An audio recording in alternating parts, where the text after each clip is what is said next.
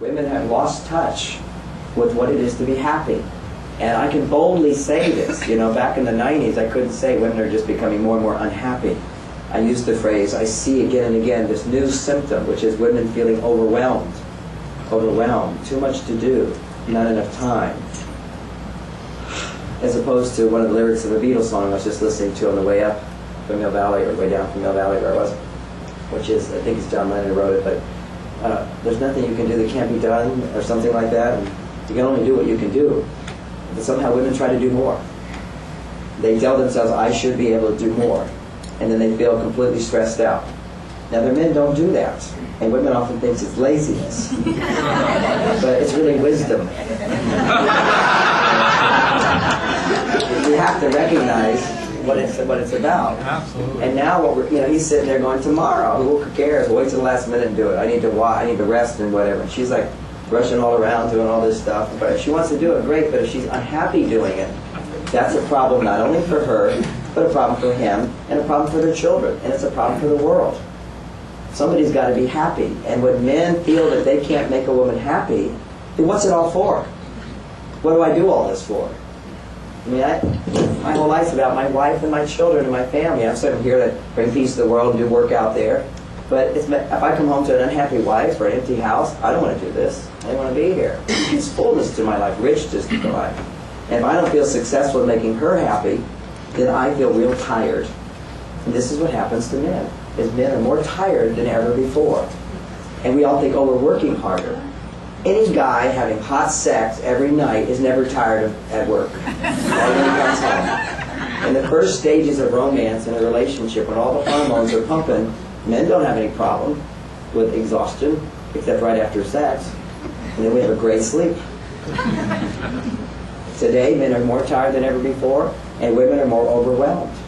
You know, one of the symptoms of elevated cortisol for about 80% of the population, well, for everybody, when you have elevated cortisol, that's stress. One of the symptoms of that is that maybe you saw a commercial about 10 years ago about you take this little pill and it lowers your cortisol and your belly gets flatter and flatter and flatter. Because the science shows that elevated cortisol inhibits the body's ability to burn fat for energy. So literally, when you have cravings for sugar and cookies and ice cream and bread and rice cakes and all those carbohydrates and potatoes, all those things are super carbohydrates. Why do you have cravings for those things? Because when you're under stress, your body cannot utilize fat for energy. You can only utilize carbohydrates for energy. That's one of the basics of biology of the body. Cortisol goes up, you can't burn fat for energy, you can only burn carbohydrates. Now what's the problem with that? When you burn fat for energy, you get twice as much energy. Twice as much. That's you get twice as many calories, 9 calories versus 4 calories. So suddenly you get all this extra energy if you're burning fat. And everybody knows after you eat cookies and ice cream and whatever, then your energy goes up and it goes down. Because carbohydrates are like burning kindling wood.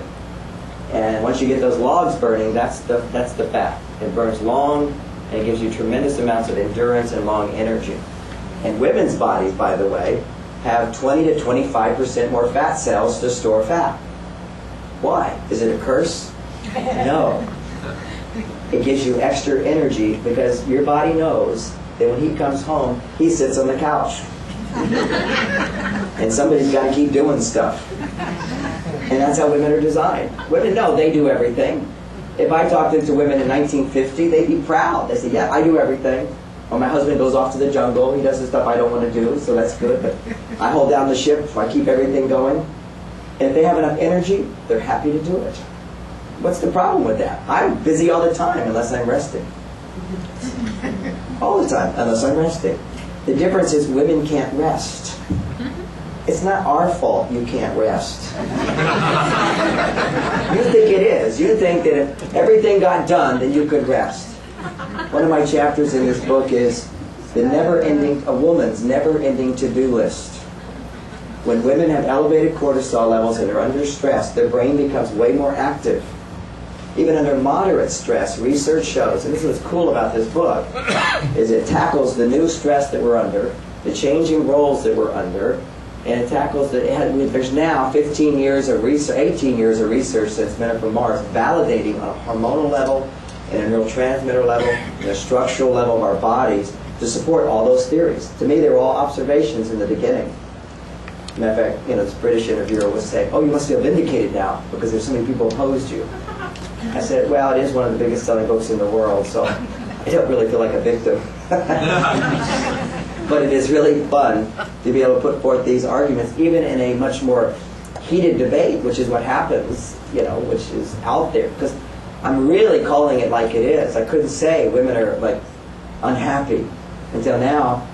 There's all these universities correlating it. Couldn't say that women are under more stress than men. It's politically incorrect, although actually it's something that once women let go of the resistance to hearing it, they go, "Yeah, finally I can win the argument." Because there's this sort of war of the sexes where women will talk about all the stress in their life, and what's the man's response? It's not a big deal. Don't worry about that. Just watch TV. Who has to do that? Well, then don't do that. So men are constantly discounting the stress in your life. We think you're making it up. And so there's not a natural sense of, "Oh my God, the house is burning down. Emergency man, to the rescue. There's something I can do." That's what gives men energy, is when they realize there's a legitimate problem that we can do something about. How do men cope with stress? One of the first things we do, if we can do something about it, is we have to figure out what's the most important thing to do. Well, no, that's when there's a problem. When we can't do anything about it, then we sleep. That's the fight or flight. Okay, you attack it, or you go back to recuperate, which I call recovery time. Every weightlifter knows that if you want to build muscle mass, you work your muscles hard to the point of exhaustion, and then you rest. If you don't rest that muscle group for 2 days, your muscles will get weaker over time. So you have to exert those muscles, they break down, they stress them, then they rebuild in recovery time, and you go back and do it again. And your muscles actually grow, and you get stronger and stronger. Now, are all men weightlifters? Yes. This is what you have to understand. Weightlifters are just a more exaggerated version of what it is to have a man's body. When a weightlifter rebuilds muscle mass, what hormone does it? Testosterone. So while he's pushing those heavy weights, a brain chemical called dopamine increases that uploads more testosterone to give him the energy. Testosterone gives him energy. Gives him the energy to lift that heavy weight, but it also uses up his testosterone. And then now his muscles break down. Stress breaks down his muscles. So then he has to rebuild testosterone by resting, and then he has testosterone to rebuild his muscles. So this is this recovery mode that men have to go through. Now women, you have testosterone, so you need a sense of some recovery. How much testosterone do women need?